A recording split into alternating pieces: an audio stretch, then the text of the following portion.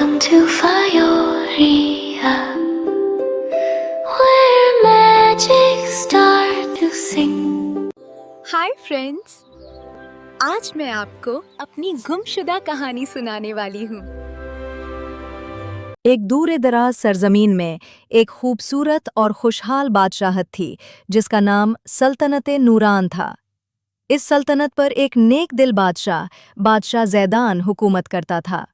वो अपनी रियाया से मोहब्बत करता था और इंसाफ उसकी पहचान था। बादशाह ज़ैदान की एक ही औलाद थी, एक प्यारी सी बेटी जिसका नाम शहजादी ईरा था।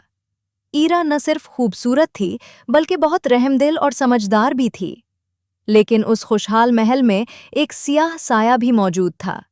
बादशाह ज़ैदान का छोटा भाई शहजादा कामरान इक़्तिदार का भूखा था। उसके दिल में हसद और लालच भरा हुआ था। वो चाहता था कि तख्त उसका हो, चाहे उसके लिए उसे किसी भी हद तक जाना पड़े।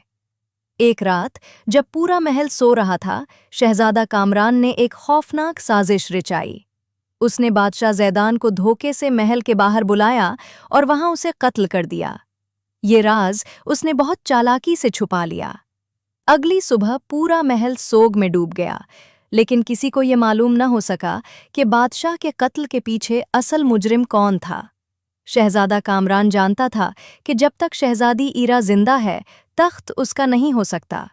इसीलिए उसने एक और जुल्म का मंसूबा बनाया। उसने रात के अंधेरे में मासूम शहजादी को महल से अगवा करवाया और उसे एक घने और खतरनाक जंगल में छोड़ दिया। किसी को ये खबर न हुई कि शहजादी के साथ क्या हुआ। सब यही समझते रहे कि शहजादी भी अपने वालिद के गम में कहीं खो गई है। जंगल में अकेली डरी हुई शहजादी ईरा ने बहुत हिम्मत दिखाई। उसे न अपने महल का पता था न अपने मुस्तकबिल का, मगर उसके दिल में उम्मीद जिंदा थी। वो जानती थी कि सच कभी न कभी सामने जरूर आता है।